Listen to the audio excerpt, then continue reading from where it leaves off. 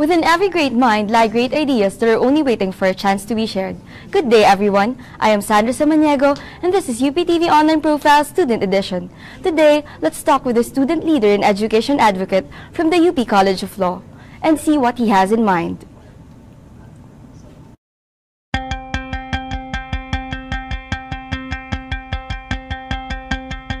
Serving the people has always been a concern of student leader Oye Havelosa. In his undergraduate years in UP, he used to look after the welfare of his fellow Isko and Iska as the former chairperson of the College of Social Sciences and Philosophy. As he enters the law school, his passion for service has certainly not ceased. He currently serves his new community as the representative of his batch in the UP Law Student Council. It has also been part of his public service to promote advocacies such as human and student rights. As a student leader, he heads his fellow students with dedication and excellence. Through his programs, he continues to inspire and encourage the youth to become active and responsible members of the community. An epitome of a good leader, Oye Havelosa. Welcome to the show, Oye. Thank you for joining us today. Thank you for having me. I'm sure you're very busy with your studies for law. What drives you to pursue your work with the student government, particularly to run as batch representative? Well, initially I had reservations about pursuing another council position since council member na nga ako for the past 2 years sa loob ng undergrad. And bilang papasok naman na ako sa law, parang sinasabi ng iba, oy, kailangan na mag-aral. But after my first year, after the first 2 semesters inside the College of Law, I found myself still looking for something else apart from studying. I mean, if you're going to be reading tons and tons of papers and books, parang importante na meron ka ibang ginagawa. So I decided to run for batch representative. And you won because of the programs that you presented to your batchmates. Well, I believe so. Tell us about your programs. How are they now? Well, as far as the programs are concerned, since I'm nearing the end of my term, actually dalawa kami, so patapos na yung term namin this March, we're starting to wrap up on the projects, which were primarily aimed into bonding our batchmates since dahil nga pare-pareho kaming students of law and wala naman kami masyadong oras na makihalubilo sa isa't isa. So the projects were there to ensure na magkakakilala yung batchmates namin. And alam natin na lahat ng mga ginagawa mo kailangan ng maraming oras. So how do you balance your work with the student council, your studies for law, and of course your time with your family? Actually, it's quite challenging. Imagine I have classes up to 5 in the afternoon, tapos kunwari may day pa na may GA, so that would take 7 to 10, and then I have to study, I have to go home to my family.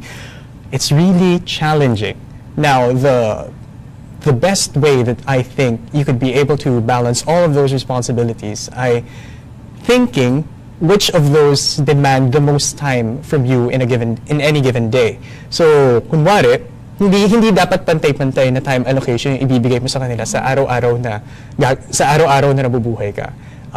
Kailangan isipin mo, dapat today ba mas marami akong kailangan aralin or mas marami akong time na kailangan gugulin sa council. So, yeah. So kapag i-rank mo sila, anong pinakamahalaga sa'yo? Well, studies, of course. Family, studies, or student council? Well, right now, among the 3, syempre studies. And then your family, and then yung responsibilities. But sometimes yung dalawang nasa dulo, which is family and responsibilities, nagpapalit sila ng ranking. So thank you. Later on, we'll get to know more on Oye's advocacies. Stay with us here on UPTV Online Profile Student Edition.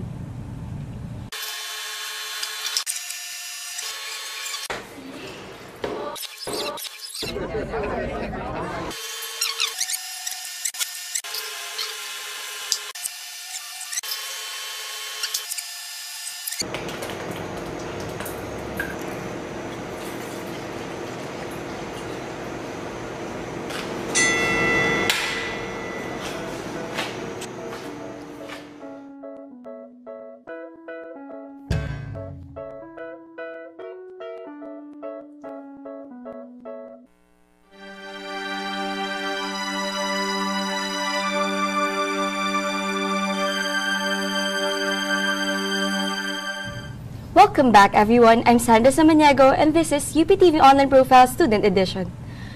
We are today with the UP College of Law Batch Representative Oy Havelosa. So, when you run for batch representative, you presented formulation and prescriptions to a better batch.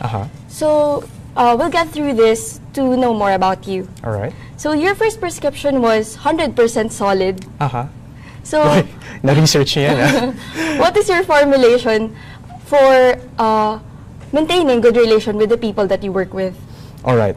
Since as a batch, dahil meron mga blocks sa loob ng College of Law, usually isolated yung bawat member of the batch with their particular blocks. Na hindi na nila kilala yung mga members from other blocks. So one of the objectives that I wanted to accomplish then ay ma-ensure na magkakilala yung mga members from different blocks. So we had a series of activities aimed towards bonding them na kunwari magkakaroon ng mga non-sport activities, meron ding sport activities para magkakilala yung mga tao. And then we also had an initiative na we'd upload all of the pictures of the batchmates in one central file or one central server sa internet. And then people could access that from inside the batch. Tapos makikita nila sino ba yung mga batchmates nila. Stuff like that. And also we have the activities of the law student government in general to make sure na the participants would come from different blocks.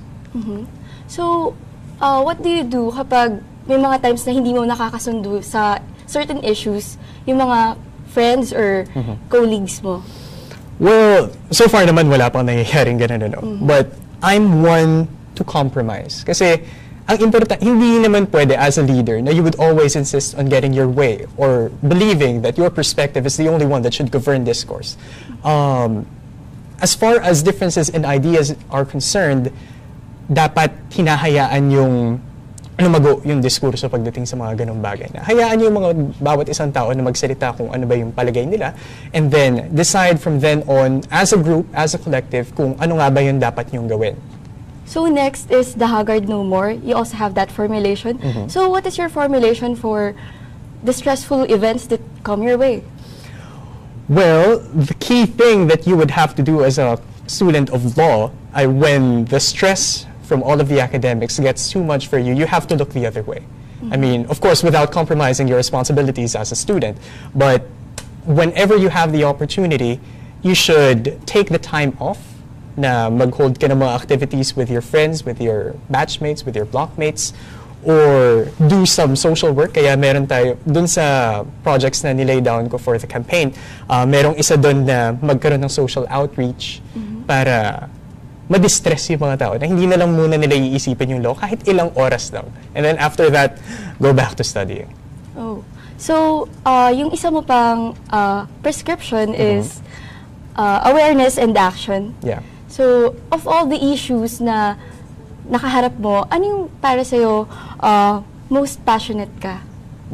Sa lahat ng issues so far, it would be, of course, student concerns. And when it comes to representation, in the College of Law, we have certain issues pertaining to the representation of students, especially outside the college, na kung ano ba yung, paano ba namin mas mapapalawi yung perspektibo ng mga students of law pagdating sa labas. So, that's one of my So, how do you keep the youth aware of the issues happening? Well, we first can begin with, as student leaders, we have to make sure that our constituents are informed about the things that confront them as a constituency, as a sector. So when it comes to pertinent issues, we have to take the time to explain these things to our batchmates and make sure that they know what is going on. And only from there would we know what their perspectives are, what their possible contributions might be towards the resolution of the issue, and so far. So for all the students who are listening right now, what is your formulation for being a student of excellence and honor? For being a student of excellence and honor, of course, I think there are two elements to that. Of course, you have to have hard work, because without hard work, you can't be a student. You have to work hard for what you're doing and make sure that what you're doing would succeed. And also, the second one would be integrity and character. You may have hard work, but without character, without integrity, your hard work is nothing. Since you have to make sure that what you're doing is geared towards the common good and for the good of all. Thank you. Thank you for joining us today.